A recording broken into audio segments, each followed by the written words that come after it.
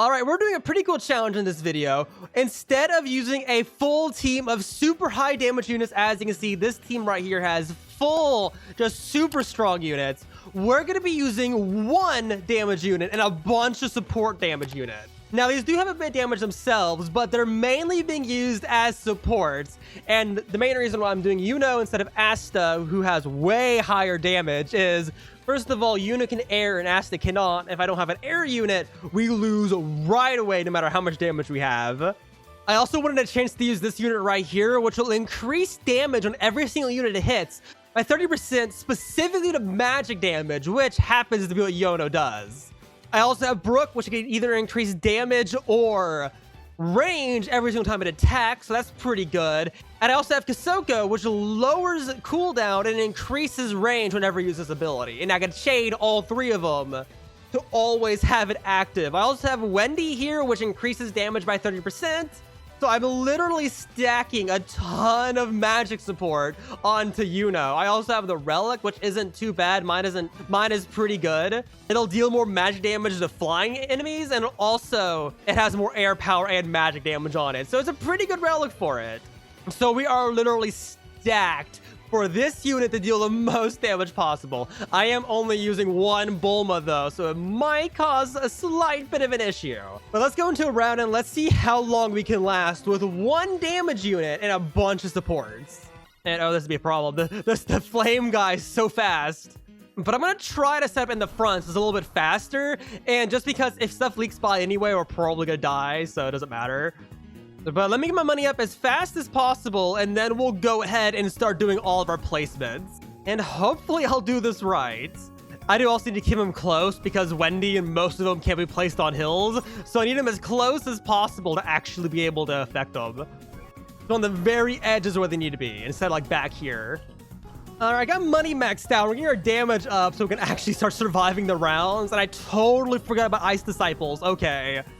And these are not fun, because they take way less damage, but hopefully, like, this unit will make that a little bit easier, because as you can see, when it hits, 30% damage on the curse. That is really good. In fact, let's go ahead and spread these all around, so that way they're available to hit everything. And hopefully that should work out, because these curses will definitely be helpful. We can even go ahead and start placing down the Wendy, and there we go. Even more damage on them. So we have all of these, which I might be able to chain off of each other to have constant damage going, but that'll be a lot of work. Go between these and these to do full boosts. But it's definitely helping because we're technically dealing an extra 60% more damage, which means like the maximum DPS would be like 13,000. And that's just the first two increases. We haven't even placed down the other two units yet. And we almost have the second Yuno max. As soon as we get all three of these maxed out, I'll go ahead and bring the fourth one over. But until then, I like having extra security over there. I also want to test to see if Wendy can be looped, where like kind of like how Kasoko can. I want to see if I can loop all of the effects into each other, where they're always active. I think we can, because look at that. This one's almost regenerated, and I've been doing them right after they expire. So yeah, this is going to work out well. Gonna have permanent boosts running if possible. I do have a feeling, though, that the Ice Disciples are going to be the thing that dooms us here, because oh my gosh, those are so painful. You lose so much damage on them.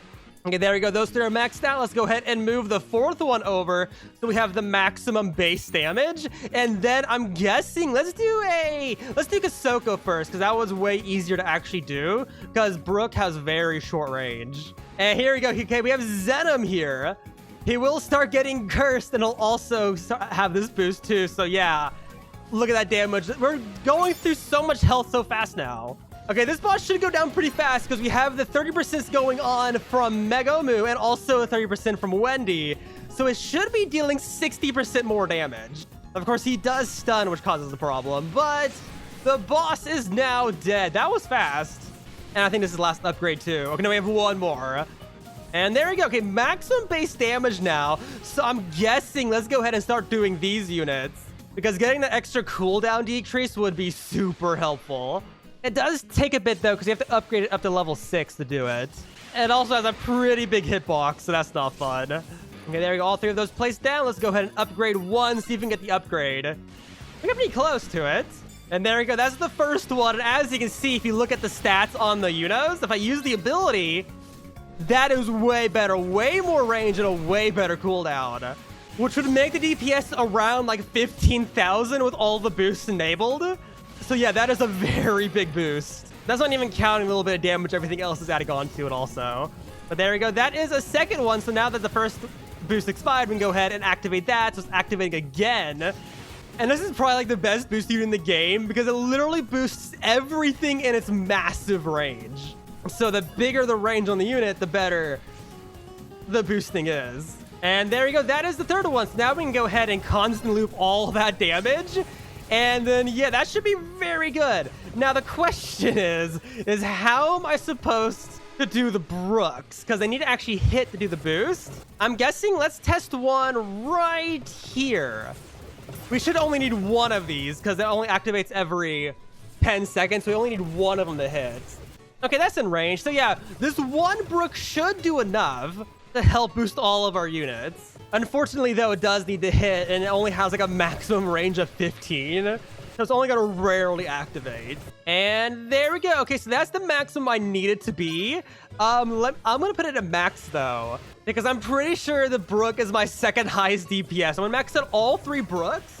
And I only really need one of them to boost the Unos. Hey, look at that. It boosted damage and range on them. So now it's dealing an extra 15% more damage if it rolls correctly for about like 10 seconds. So that's like one extra attack for extra 15% damage. Oh my gosh, we have so many boosts going on. I wonder how well I could do if I had someone else bring in just like Sakura or whatever. And there we go, because that's basically our maximum stats there. And I'm not going to lie. That is a lot of boosts. I'm not quite sure what to do with all of them. We'll just go ahead and place these down too. There we go. So that's all of our units placed. So now the question is how long can we last? And oh, by the way, here is the third boss. So let's see how well we can do against this boss. Yeah, look at that. That boss is going down so fast. That is insane. Okay, let's keep going till wave 40. And all I'm going to do is upgrade to Brooks. And I'm guessing we'll do this unit next. All right, all the Brooks are placed down, and I totally forgot they can boost themselves too. So we might be doing quite good. I'm actually going to upgrade Megomu next, so that way he does his curse a little bit faster, and also because overall he does more damage than Kasoko. Oh, but those ice ones are getting quite far though. Oh my gosh. They're making it all the way up to here, which is still pretty close. It's about like halfway through the range, but overall not that bad. Okay, here's wave 40 now. This is the 4th boss. Let's see how well we can do against this. I have 1 and almost 2 of the Megomus maxed out. All the Soul Kings and all the Yonos. So we're basically just relying on Yonos because it's like 90% of our damage. Especially with all the boosts too. Okay, Vonika's our boss. Let's go ahead and do all the boosts. And let's see how fast we can melt this boss. I think it has a shield, does it? Okay, it had a shield. It's gone now. Yo, look at that. That health is dropping quite fast, actually. Doing some pretty big chunks of damage. That is really good. With the full, like, all the boosts are running. Literally all of them are. And the boss died halfway through the cycle. So yeah, this is totally possible with just a full team of supports with 1 damage unit. And just so you know, the Yonos have dealt about 90 to 100 million damage. So only 36 million damage has come from all the support units. So it really is just this one unit by itself. And of course, I technically am increasing the amount of damage with upgrading the side units, but like you would do that anyway if you had nothing else to upgrade. Yet again, though, Ice Disciples are definitely the ones that are going to end this round because look how far they're making it now. Literally just slowing down our damage because of it. But there we go. There's a 3rd Megamu maxed out, so we only need 1 more right here. And then I'm pretty sure that's all we need. And we're 2 waves away from wave 50 also. Oh, they're getting kind of far. Look at this. I think we might start losing because if they pass by, I'm counting as a loss there. As soon as they stop taking damage. I think we might lose. Yeah, I think we're about to lose to the fact that the Ice Disciples does kind of exist now. Are we good? Are they going to lose? All right, there we go. Okay, we lost to the Ice Disciples and also causing others to get through also. But hey, we did really good. We basically made it to wave 50 because they'll take long enough to get there. They'll go to wave 50 anyway. But it's actually possible to run around with 1 damage unit and a bunch of supports. So I call that a total win. That is awesome. I will say, though, that it was a bit more active work than just using like the best units in the game. But that was a good round. I had a lot of fun.